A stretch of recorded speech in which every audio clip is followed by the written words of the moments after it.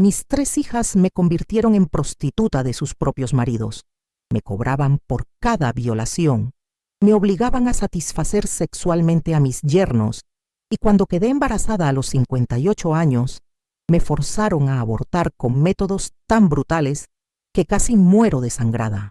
Pero lo que ellas no sabían es que una madre humillada de esa manera es capaz de planear la venganza más perfecta y despiadada que jamás se haya concebido. Me llamo Esperanza, tengo 75 años y esta es la historia más perturbadora que jamás he contado. Una historia de traición filial, de hijas que convirtieron a su propia madre en mercancía sexual, de una mujer que perdió toda su dignidad y que decidió recuperarla de la manera más brutal posible. Esta historia es tan controversial, tan inhumana, que he guardado silencio durante 17 años. Pero ahora que estoy vieja, ahora que ya no tengo nada que perder, necesito contarla. Necesito que alguien entienda por qué hice lo que hice. ¿Por qué una madre amorosa se convirtió en algo que sus propias hijas jamás imaginaron posible? Porque hay humillaciones que trascienden cualquier perdón maternal. Hay crímenes que rompen para siempre el vínculo sagrado entre madre e hijas. Y hay venganzas que solo una mujer completamente destruida puede planear y ejecutar con la frialdad de un verdugo profesional. Durante 30 años fui una madre devota. Crié a 3 hijas con amor incondicional. Sacrifiqué mi juventud, mi salud, mis sueños para darles todo lo que necesitaban. Trabajé día y noche junto a mi esposo Teodoro para construir un hogar estable donde pudieran crecer con dignidad. Remedios, mi hija mayor, nació cuando yo tenía 23 años. Era una niña inteligente pero manipuladora, que desde pequeña mostró una habilidad inquietante para conseguir lo que quería usando lágrimas y chantajes emocionales. Soledad llegó 3 años después, más directa en sus métodos, pero igualmente determinada a salirse con la suya. Amparo, la menor, completó nuestra familia cuando yo tenía 29 años, y desde el principio mostró una creatividad para la maldad que me preocupaba. Las crié con valores sólidos, con respeto por la familia, con la convicción de que una madre siempre perdona, que una madre siempre protege, que una madre siempre ama sin condiciones. Les enseñé que la dignidad de una mujer es lo más sagrado que existe, que nadie tiene derecho a humillar o lastimar a otra persona. Qué ironía tan cruel resultó ser esa educación. Mi esposo Teodoro murió hace 6 años de cáncer de pulmón. Fue devastador perder al hombre que había sido mi compañero durante 35 años, pero pensé que al menos tenía a mis hijas para apoyarme en mi viudez. Al principio parecía que así sería. Las 3 vinieron al funeral con sus respectivos esposos, lloraron apropiadamente, me abrazaron con cariño, me prometieron que nunca me faltaría nada. «No te preocupes, mamá», me dijo Remedios con lágrimas en los ojos. «Nosotras vamos a cuidarte. Eres nuestra madre y siempre vas a tener un lugar en nuestras vidas. Nunca vas a estar sola», agregó Soledad con esa sonrisa que había heredado de mí. «Somos una familia y las familias se cuidan entre sí. Vamos a asegurarnos de que tengas todo lo que necesitas», prometió Amparo abrazándome fuerte. «Papá habría querido que te cuidáramos bien». Sus palabras me consolaron en esos momentos de dolor profundo. Pensé que había criado hijas buenas, hijas que honrarían la memoria de su padre cuidando a su madre viuda. Pero las promesas de las hijas son como el agua. Se ven cristalinas al principio, pero se vuelven turbias en cuanto tocan la tierra de la codicia. Los primeros meses después del funeral fueron relativamente normales. Mis hijas me visitaban regularmente, me ayudaban con las compras, se aseguraban de que tuviera todo lo necesario. Pero gradualmente comencé a notar cambios sutiles en su comportamiento. Remedios comenzó a hacer comentarios sobre lo costoso que era mantenerme. Soledad sugería que mi pensión de viuda no era suficiente para cubrir todos mis gastos. Amparo mencionaba casualmente lo difícil que era para ellas ayudarme económicamente cuando tenían sus propias familias que mantener. «Mamá», me dijo Remedios durante una de sus visitas, «hemos estado pensando que tal vez necesitas encontrar una manera de generar ingresos adicionales. Tu pensión es muy pequeña». «¿Qué tipo de ingresos?», le pregunté confundida. «Tengo 58 años. ¿Quién me va a dar trabajo? No necesariamente un trabajo tradicional, me respondió con una sonrisa extraña. Hay otras maneras en que una mujer puede generar dinero. No entiendo de qué hablas, le dije con creciente inquietud. Ya lo entenderás, me respondió con esa sonrisa que comenzaba a darme escalofríos. Vamos a ayudarte a encontrar la manera perfecta de contribuir a la economía familiar. Esa conversación me dejó con una sensación de malestar que no pude explicar. Había algo en el tono de Remedios, en la forma en que me miraba, que me hacía sentir como si fuera una mercancía en lugar de su madre. Las visitas se volvieron más frecuentes después de esa conversación, pero también más tensas. Mis hijas llegaban acompañadas de sus esposos, y todos me miraban de una manera que me hacía sentir profundamente incómoda. Crisanto, el esposo de Remedios, era un hombre de 45 años con una mirada lasciva que me hacía estremecer. Eufemio, casado con Soledad, tenía 42 años y una sonrisa que me recordaba a un depredador acechando a su presa. Plácido, el marido de Amparo, era el más joven con 38 años, pero también el más directo en sus comentarios inapropiados. Esperanza se ve muy bien para su edad, comentaba Crisanto mientras me miraba de arriba abajo. Todavía es una mujer muy atractiva. Sí, agregaba Eufemio con una sonrisa que me daba náuseas. Tiene mucho que ofrecer todavía. Definitivamente, concordaba Plácido sin apartar sus ojos de mi cuerpo. Sería una lástima desperdiciar tanto potencial. Yo no entendía completamente de qué hablaban, pero sus comentarios me hacían sentir sucia, objetivizada, como si estuvieran evaluando ganado en lugar de hablar con su suegra. ¿De qué están hablando?, les preguntaba a mis hijas cuando sus esposos hacían estos comentarios. De nada importante, mamá, me respondía Remedios con esa sonrisa falsa. Solo están siendo amables. Pero yo sabía que no era amabilidad lo que veía en sus ojos. Era algo mucho más oscuro, mucho más peligroso. Una noche, cuando llevaba 1 año de viudez, mis 3 hijas llegaron a mi casa acompañadas de sus esposos. Tenían una expresión seria que me llenó de aprensión. Mamá, me dijo Remedios sentándose frente a mí, necesitamos hablar contigo sobre tu situación económica.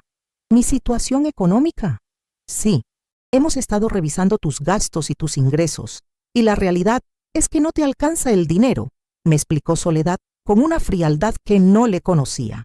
Pero ustedes me han estado ayudando, les recordé, y yo vivo muy modestamente. Ese es el problema, intervino Amparo. No podemos seguir ayudándote indefinidamente. Tenemos nuestras propias familias, nuestros propios gastos. Entonces, ¿qué proponen?, les pregunté con creciente ansiedad. Que encuentres una manera de generar ingresos, me respondió Remedios.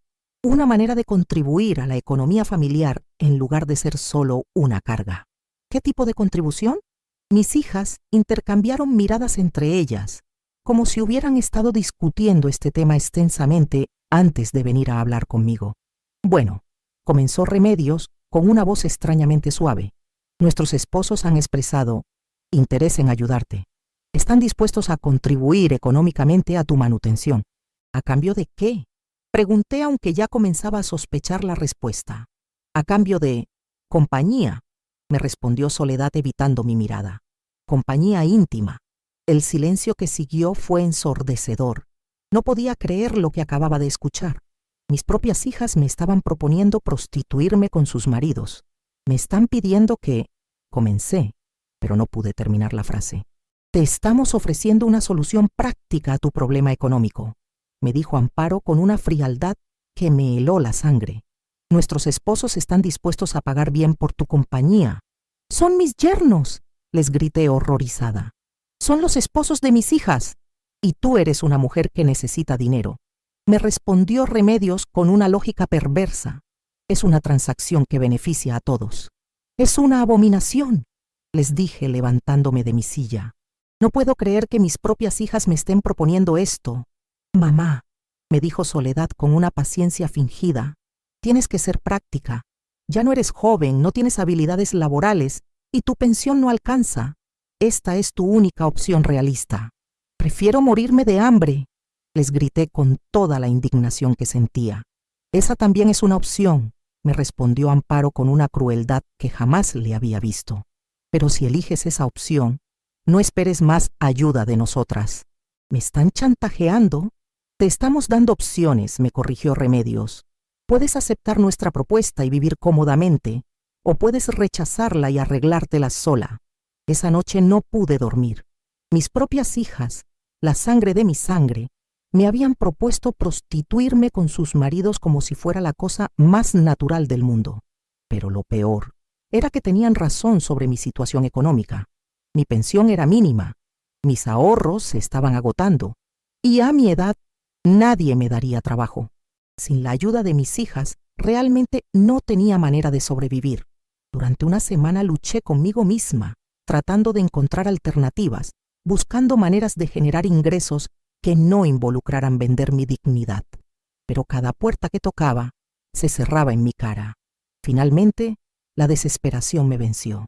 Está bien, les dije a mis hijas cuando vinieron a buscar mi respuesta. Acepto su propuesta. Vi cómo sonrieron con satisfacción, como si hubieran ganado una apuesta importante. Sabíamos que serías razonable, me dijo Remedios, con esa sonrisa que había aprendido a odiar. Vamos a establecer algunas reglas básicas.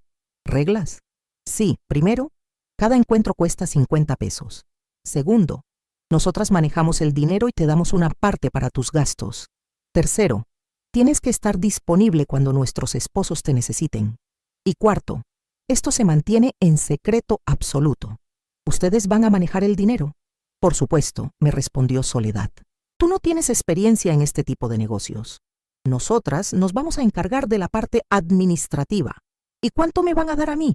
10 pesos por encuentro, me dijo Amparo como si fuera una generosidad extraordinaria. El resto va para gastos de la casa, comida, servicios y una pequeña comisión por nuestros servicios de administración. Me estaban dando el 20% de lo que cobraban por prostituirme. Mis propias hijas se estaban quedando con el 80% de mi humillación, pero no tenía alternativa. Era eso o la indigencia absoluta. El primer encuentro fue con Crisanto, el esposo de Remedios. Llegó a mi casa un martes por la tarde. Me entregó 50 pesos y me dijo que tenía una hora. Espero que valga la pena, me dijo con una sonrisa lasciva. Remedios me ha dicho que eres muy experimentada. Lo que pasó después fue la humillación más profunda de mi vida. Crisanto me trató como si fuera una prostituta barata. Me obligó a hacer cosas que jamás había hecho ni siquiera con mi esposo. Me lastimó de maneras que no sabía que eran posibles. Para ser una vieja, no estás mal, me dijo cuando terminó. Definitivamente voy a volver. Después de que se fue, lloré durante horas, no solo por la humillación física, sino por la traición emocional. Mi propia hija había vendido mi dignidad por dinero, pero eso fue solo el comienzo. Los encuentros se volvieron rutinarios. Crisanto venía los martes, Eufemio los jueves y Plácido los sábados. Cada uno me pagaba 50 pesos por una hora de humillación absoluta, pero yo solo veía 10 pesos de cada transacción. Mis hijas se quedaban con el resto, justificándolo como gastos administrativos y comisiones por servicios. Mamá, me decía Remedios, cuando yo protestaba por la distribución del dinero. Tienes que entender que esto es un negocio. Nosotras estamos arriesgando nuestros matrimonios para ayudarte. Merecemos una compensación apropiada. ¿Arriesgando sus matrimonios? Ustedes mismas organizaron esto. Exactamente, me respondía con una lógica perversa. Y por eso merecemos la mayor parte de las ganancias. Tú solo tienes que acostarte y abrir las piernas. Nosotras hacemos todo el trabajo difícil. Los meses pasaron y mi situación se volvió cada vez más degradante. Mis yernos comenzaron a tratarme como su propiedad personal, llegando a cualquier hora, exigiendo servicios cada vez más humillantes, pagando lo mismo por actos que se volvían progresivamente más brutales. Por 50 pesos espero servicio completo, me decía Eufemio cuando yo trataba de poner límites. Y servicio completo significa todo lo que se me ocurra. Mis hijas no solo permitían estos abusos, sino que los alentaban. Veían cada nueva humillación como una oportunidad de cobrar más dinero. Mamá, me dijo Soledad, cuando me quejé de que Eufemio me había lastimado, si no puedes manejar el trabajo, podemos buscar otra solución para tu problema económico. ¿Qué otra solución? La calle, me respondió con una frialdad que me partió el alma. Siempre puedes prostituirte en la calle si no te gusta trabajar desde casa. La amenaza era clara. Si no cooperaba completamente con su esquema, me echarían de mi propia casa y tendría que prostituirme en condiciones aún peores. Después de un año de esta pesadilla, descubrí algo que me llenó de horror absoluto. Estaba embarazada. A los 58 años, después de décadas sin menstruar, mi cuerpo había producido un último óvulo que había sido fertilizado por uno de mis violadores. ¿Cómo es posible?, le pregunté al médico entre lágrimas. Es extremadamente raro, me explicó, pero no imposible. A veces el cuerpo femenino puede ovular espontáneamente incluso después de la menopausia, especialmente en situaciones de estrés extremo. El estrés extremo de ser prostituida por mis propias hijas había despertado mi sistema reproductivo para darme un último regalo de horror. Cuando les conté a mis hijas sobre el embarazo, su reacción fue de furia absoluta. «¡Esto es un desastre!», gritó Remedios como si yo hubiera arruinado sus planes a propósito. «¡No puedes estar embarazada! Eso va muy en hockey a arruinar el negocio». «¿El negocio?», le pregunté incrédula. «Estoy embarazada de mi propio nieto». «Estás embarazada de un problema», me corrigió Soledad con crueldad. «Y los problemas se solucionan». «¿Qué quieren decir?». «Que vas a abortar», me dijo Amparo como si fuera la decisión más obvia del mundo. «Inmediatamente». «No puedo abortar, tengo 58 años, es demasiado peligroso». «Es más peligroso tener el bebé», me respondió Remedios. «Y además, ¿qué vamos a hacer con un niño que es producto de nuestro negocio?» «Es mi hijo», les dije con una desesperación que jamás había sentido. «Sin importar cómo fue concebido, es mi hijo». «Es un error», me corrigió Soledad. «Y los errores se corrigen». Esa noche, mis hijas me llevaron a la casa de una mujer que hacía abortos clandestinos. No era médico, no tenía equipo esterilizado, no tenía experiencia con embarazos de alto riesgo. «Va a costar extra por la edad», nos dijo la mujer después de examinarme. «Los abortos en mujeres mayores son más complicados». «No importa el costo», le dijo Remedios entregándole dinero. «Solo hágalo rápido y bien». Lo que pasó después fue la tortura más brutal de mi vida. La mujer usó instrumentos sucios para raspar mi útero, sin anestesia, sin cuidado, sin compasión. El dolor era indescriptible, pero peor era saber que mis propias hijas estaban pagando para que me torturaran. El procedimiento salió mal. Comencé a sangrar incontrolablemente, a tener convulsiones, a perder la consciencia. La mujer entró en pánico y nos echó de su casa, diciéndonos que buscáramos ayuda médica inmediatamente. Mis hijas me llevaron al hospital, donde los médicos lucharon durante horas para salvar mi vida. Había perdido tanto sangre que necesité múltiples transfusiones. El aborto había causado una infección masiva que casi me mata. Su madre estuvo muy cerca de morir, le dijo el médico a Remedios. ¿Qué tipo de procedimiento le hicieron?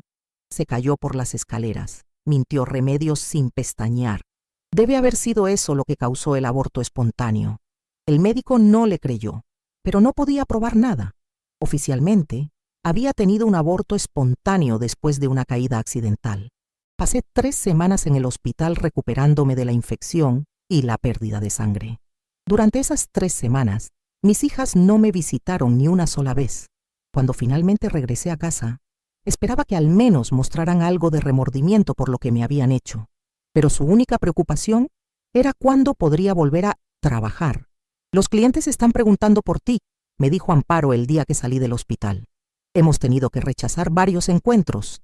Necesito tiempo para recuperarme», les dije con una voz que apenas podía susurrar. «El tiempo es dinero», me respondió Soledad. «Y hemos perdido mucho dinero mientras estabas en el hospital. Casi me muero», les recordé con incredulidad. «Pero no te moriste», me dijo Remedios con una frialdad que me heló la sangre. «Y ahora que estás mejor, es hora de volver al trabajo». Esa noche, mientras yacía en mi cama, recuperándome de la tortura que mis propias hijas me habían infligido, tomé una decisión que cambiaría todo. Mis hijas habían cometido el error más grande de sus vidas. Habían subestimado a su madre, habían pensado que era una vieja indefensa que se dejaría prostituir y torturar sin luchar. Pero una madre humillada de esa manera es la criatura más peligrosa que existe. Y yo iba a demostrarles exactamente de qué era capaz una mujer que ya no tenía nada que perder. Comencé a planear mi venganza con la precisión de un estratega militar.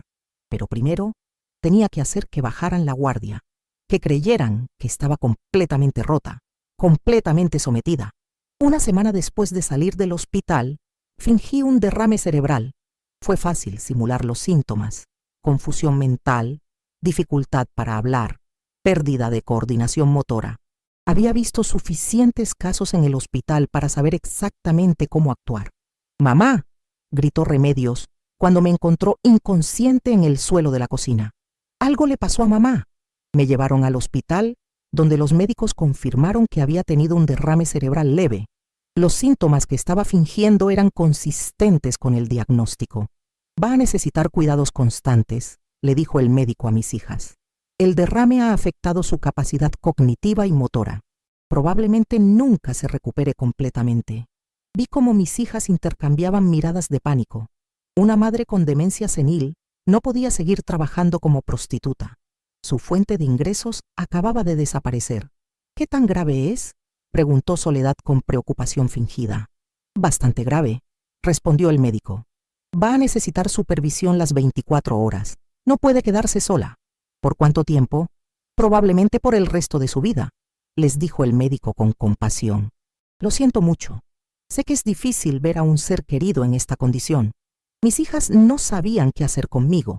No podían seguir prostituyéndome porque estaba mentalmente incapacitada, pero tampoco podían abandonarme porque eso las haría ver como hijas crueles. Decidieron turnarse para cuidarme, cada una responsable de mí durante una semana al mes. Era la solución perfecta para mi plan de venganza. Durante los siguientes meses, interpreté el papel de la anciana con demencia a la perfección. Fingía no reconocer a mis hijas. Hablaba de manera incoherente. Necesitaba ayuda para las tareas más básicas. «Pobre mamá», decía Remedios cuando pensaba que no podía escucharla. «Mírala, ya no es ni la sombra de lo que era». «Al menos ya no tenemos que preocuparnos por el negocio», respondía Soledad con alivio.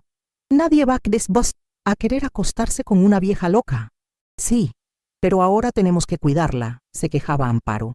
«Es como tener un bebé gigante que no puede hacer nada por sí mismo».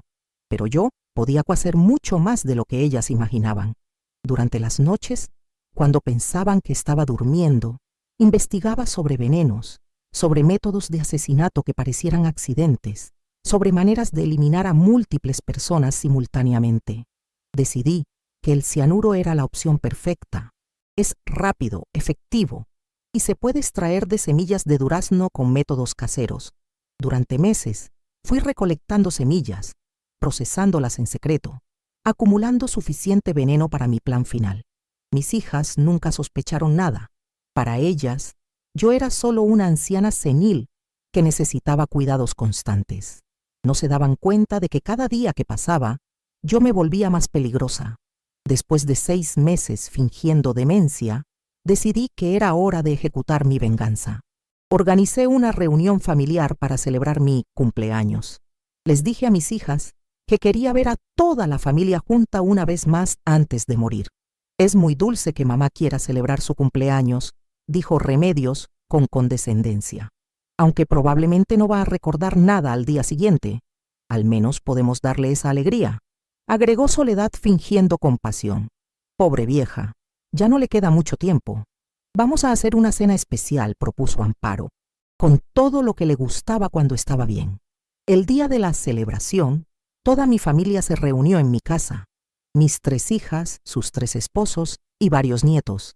12 personas en total, todas sentadas alrededor de la mesa familiar, todas a punto de recibir su regalo final.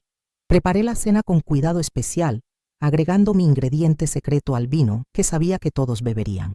El cianuro no tiene sabor cuando se mezcla apropiadamente, y el alcohol ayuda a enmascarar cualquier rastro químico. Mamá cocinó para nosotros, dijo Remedios con sorpresa fingida. ¿Cómo pudo hacer todo esto con su condición? Debe haber sido instinto, respondió Soledad. A veces los enfermos de demencia tienen momentos de lucidez, o tal vez el amor maternal nunca se olvida completamente, agregó Amparo con una ironía que no sabía cuán apropiada era. Antes de servir el vino, decidí hacer un brindis especial. Quiero decir algo, anuncié con una voz más clara de la que había usado en meses. Todos me miraron con sorpresa. Era la primera vez en 6 meses que hablaba de manera coherente. Quiero agradecer a mis hijas, continué levantando mi copa, por enseñarme lecciones muy importantes sobre la familia, sobre el amor, sobre la lealtad. Mamá está teniendo un momento de lucidez, susurró Remedios a su esposo. Quiero agradecer a Remedios, dije mirándola directamente a los ojos, por enseñarme que una hija puede vender a su propia madre como prostituta y sentirse orgullosa de ello. El silencio que siguió fue ensordecedor. Mis hijas me miraban con horror creciente, comenzando a entender que algo no estaba bien. Quiero agradecer a Soledad, continué con una sonrisa que había estado guardando durante meses, por enseñarme que una hija puede obligar a su madre a abortar y casi matarla en el proceso sin sentir ni una pizca de remordimiento. Mamá, balbuceó Soledad con pánico en la voz. ¿Qué estás diciendo? Y quiero agradecer a Amparo, seguí implacablemente, por enseñarme que una hija puede administrar la prostitución de su propia madre y quedarse con la mayor parte de las ganancias como si fuera lo más natural del mundo. ¿De qué está hablando?, preguntó Crisanto mirando a su esposa con confusión. Está delirando, dijo Remedios, tratando de controlar la situación. La demencia a veces causa alucinaciones. No estoy delirando, les dije con una claridad que las aterrorizó, y nunca tuve demencia. Fingí el derrame cerebral para planear mi venganza sin que ustedes sospecharan. ¿Qué venganza?, preguntó Eufemio con creciente alarma. La venganza perfecta, le respondí con una sonrisa que había estado practicando durante meses. La venganza que una madre prostituida por sus propias hijas merece ejecutar. Mamá, por favor, suplicó Amparo, comenzando a entender la magnitud de lo que estaba pasando. Podemos explicar todo, podemos arreglar las cosas. Ya no hay nada que arreglar, les dije con una calma que me sorprendió a mí misma. Ustedes tomaron sus decisiones cuando me convirtieron en prostituta. Yo tomé la mía cuando decidí que merecían morir por ello. ¿Morir?, gritó Soledad levantándose de su silla. ¿Qué hiciste? Brinden conmigo, les dije levantando mi copa de agua. Brinden por la familia, por los lazos de sangre, por las madres que nunca olvidan las lecciones que necesitan enseñar a sus hijas. Vi cómo miraban sus copas de vino con horror creciente, comenzando a entender lo que había hecho. El vino está envenenado, confirmé sus peores temores, con cianuro que extraje de semillas de durazno durante los últimos 6 meses. Cada uno de ustedes bebió suficiente para matarlos en menos de 1 hora. El pánico que siguió fue delicioso. Mis hijas y sus esposos corrieron al baño a vomitar, tratando desesperadamente de expulsar el veneno que ya estaba circulando por sus sistemas. Pero era demasiado tarde.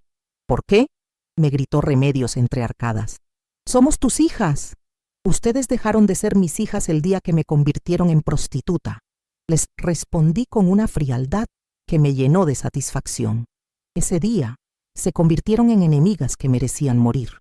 Los síntomas del envenenamiento comenzaron rápidamente: náuseas, vómitos, dificultad para respirar, convulsiones. Uno por uno, comenzaron a colapsar en agonía absoluta. Crisanto fue el primero en morir, después de 30 minutos de sufrimiento indescriptible. Sus últimas palabras fueron para suplicarme que llamara una ambulancia. «No va a haber ambulancias», le dije mientras agonizaba. «Van a morir todos, lentamente, como merecen». Eufemio murió 10 minutos después, seguido por Plácido. Los 3 hombres que me habían violado repetidamente, que me habían tratado como mercancía, que habían pagado por humillarme, murieron en agonía absoluta. Mis hijas duraron más tiempo, sus cuerpos luchando desesperadamente contra el veneno, pero eventualmente, una por una, comenzaron a sucumbir. «Perdónanos», me susurró Remedios con su último aliento. «No sabíamos lo que hacíamos». «Sí sabían», le respondí sin mostrar compasión. «Sabían exactamente lo que hacían cuando me convirtieron en prostituta. Y ahora saben exactamente lo que se siente morir por ello». Soledad murió sin decir palabra, sus ojos fijos en los míos con una mezcla de horror y comprensión. Amparo fue la última en morir, después de una agonía que duró casi 1 hora. «¿Valió la pena?», me preguntó con su voz quebrada. «¿Valió la pena matarnos a todos?». Cada segundo de su agonía valió años de mi humillación. Le respondí con total honestidad. Moriría 1000 veces antes que permitir que siguieran viviendo después de lo que me hicieron. Para la medianoche, toda mi familia estaba muerta. 12 personas que habían compartido mi última cena. 12 vidas que se habían extinguido por mi mano vengativa. Limpié toda la evidencia, lavé las copas, eliminé cualquier rastro del veneno. Después llamé a la policía y reporté que había encontrado a mi familia muerta después de despertar de una siesta. Fue terrible, les dije a los investigadores con lágrimas falsas. Me desperté y los encontré a todos así. No sé qué pudo haber pasado. Los médicos forenses determinaron que había sido intoxicación alimentaria masiva, probablemente por algún ingrediente contaminado que yo había usado sin saberlo. Mi demencia fingida me protegió de cualquier sospecha. Pobre señora, me dijo el detective que investigó el caso. Perder a toda su familia de una vez debe ser devastador. Es terrible, le respondí interpretando el papel de la anciana devastada. Pero al menos ahora están en paz. Heredé todo de vuelta. Las casas, los bienes, el dinero que me habían robado. Legalmente era la única sobreviviente de la familia, así que todo me correspondía por derecho. Ahora, 17 años después, puedo decir con total honestidad que no me arrepiento de nada. Disfruté cada momento de agonía de mis hijas y sus esposos. Me deleitaba viendo cómo se desintegraban lentamente, cómo suplicaban por ayuda que nunca llegó, cómo experimentaban una fracción del sufrimiento que me habían causado. Era correcto lo que hice. Tenía derecho a envenenar a toda mi familia. ¿Era justicia o venganza sádica?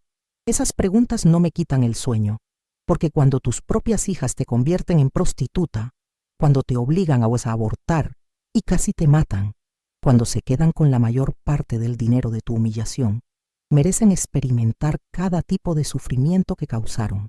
Mis hijas eran monstruas que se alimentaban de su propia madre, y las monstruas merecen ser eliminadas con la misma crueldad que usan para destruir vidas. Usé su propia confianza contra ellas, su propia necesidad de cuidarme para ejecutar mi venganza. Fue la educación perfecta, lenta, sistemática, completamente efectiva, y la volvería a dar exactamente igual si tuviera la oportunidad. Los nietos fueron daño colateral necesario. No podía dejar testigos que pudieran recordar detalles comprometedores cuando crecieran. Era mejor que murieran inocentes que vivieran para descubrir la verdad sobre su abuela.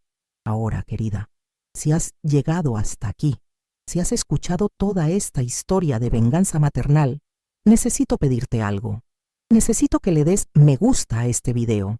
Sé que es una historia perturbadora, pero es importante para mí saber que alguien entiende por qué hice lo que hice. También necesito que te suscribas a este canal. Es muy fácil. Solo tienes que apretar el botón negro que dice suscribirse. Está justo debajo del video. Hazlo por favor, porque tengo muchas más historias que contar, muchos más secretos oscuros que necesito compartir antes de morir. Y si tienes alguna historia similar, si has vivido traiciones familiares o conoces a alguien que haya pasado por esto, déjamelo en los comentarios. Cuéntame tu historia, porque todos necesitamos un lugar donde podamos decir la verdad sin ser juzgados. Todos los días estoy aquí, esperándote con nuevos relatos que te van a dejar sin aliento. Historias de mujeres como yo, mujeres que han tomado decisiones extremas, mujeres que han hecho lo que tenían que hacer para cobrar las deudas que la vida les debía. Perdón si este video ha sido muy largo, pero estas historias hay que contarlas al detalle. Necesitaba soltar todo esto ya.